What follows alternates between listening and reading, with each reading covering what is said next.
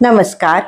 श्री शिवमहापुराण कोटिरुद्र संहिता अध्याय क्रमांक 21 भीमाशंकर ज्योतिर्लिंगाची उत्पत्ती. श्री गणेशाय नमः.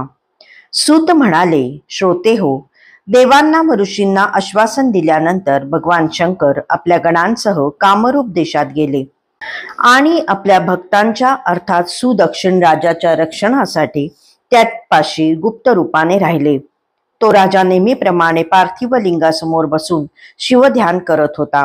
हे पाहून कोणीतरी भीम राक्षसाकडे गेले व म्हणाले, दैत्यराज, सुदक्षिण राजा तुमच्या नाशासाठी काहीतरी गुप्त अनुष्ठान करत आहे. ते ऐकून भीमाची तळपायागतची आग मस्तकात गेली. तो तलवार घेऊन त्वरेने कारागृहात आला. तो सुदक्षिण राजा पार्थिव लिंगासमोर बसून ध्यान करत आहे हे पाहून त्याचा संशय बळावला. तो मोठ्याने ओरडू लागला, दुष्टा, हे तू काय करत आहेस? जे काही असेल ते खरे खरे सांग. माझी दिशाभूल करण्याचा प्रयत्न केलास तर तुझा येथेच शिरच्छेद करेन. भीमासुराचे बोलणे ऐकून राजा जराही विचलित झाला नाही. तो स्वतःशीच विचार करू लागला, जे घडणार आहे ते कोणीही टाळू शकत नाही. सर्व काही प्रारब्धाच्या अधीन आहे आणि प्रारब्ध म्हणजे शिव असे सांगितले आहे. भगवान शंकर सर्वांवर दया करणारे आहेत. भक्तांचे रक्षण हे त्यांचे ब्रीद आहे आणि ते बोलल्याप्रमाणे करणारे आहेत असे सर्व शास्त्र एकमताने सांगतात. या पार्थिव लिंगात जे स्वतः स्थित आहेत या धारणेनेच मी त्यांची सेवा आराधना करत आहे. असे असताना ते माझ्यासाठी काहीच करणार नाहीत हे कदापि शक्य नाही. माझे स्वामी भगवान शंकर सर्व सामर्थ्यवान जगत प्रभू आहेत. त्यांच्या समोर या राक्षसाचा काय पाड? तो मनोमन शिवप्रभूंना शरण गेला व म्हणाला, महादेवजी, तुम्ही माझा मनोभाव जाणता. हा राक्षस माझा वध करण्यासाठी उद्युक्त झाला आहे. या कठीण प्रसंगी जे तुम्हाला योग्य वाटे ते करा. त्यानंतर तो भीमासुराला उद्देशून म्हणाला, दैत्यराज, माझ्याविषयी कसलाही संशय घेऊ नकोस.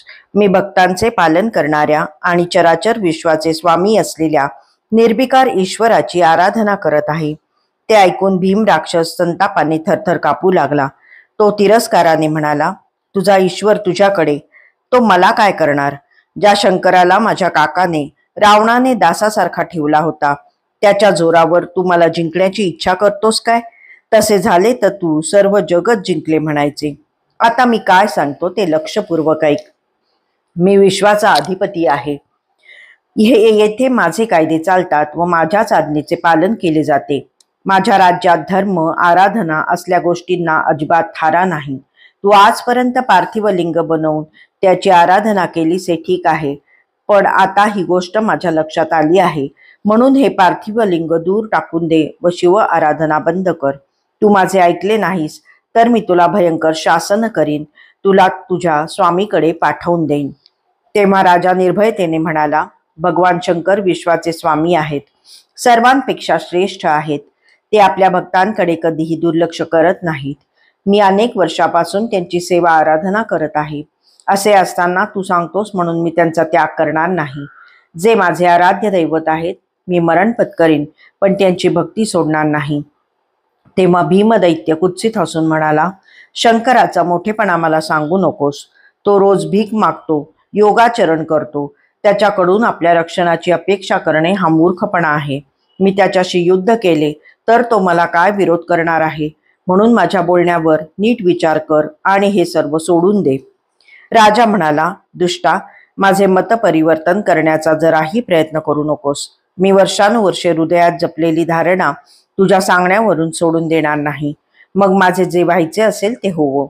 त्याचे बोलणे भीमासुराला सहनच झाले नाही. त्याने अनेक दुर्वचनांनी त्याचा धिक्कार केला आणि आता तुझ्या शंकरामध्ये काय सामर्थ्य आहे तेच बघतो असे म्हणून तलवार उगारून पार्थिव लिंगावर प्रहार करण्यासाठी धावला. पण लिंगाला त्या तलवारीचा स्पर्श होण्यापूर्वीच भगवान शंकर त्यातून प्रकट झाले. त्यांनी मोठ्याने गर्जना केली व म्हणाले, अरे दुरात्मा, मी भक्तांचा रक्षण करता आणि दुष्टांचा कर्दनकाळ आहे. मी भीमेश्वर आहे. या राजाच्या रक्षणासाठी आलो आहे. तुला माझे बल आणि पराक्रमच पाहायचा आहे ना? मग पहा.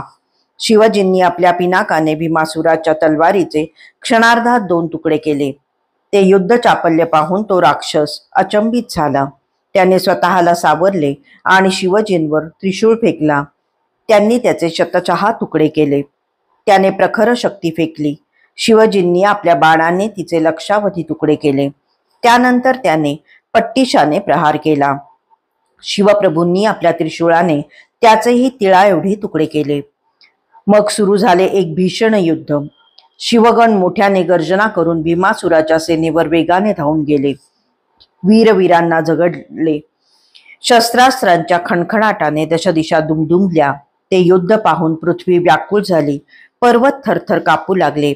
समुद्र खवळले. देव आणि ऋषीमुनींना मोठा धाक बसला.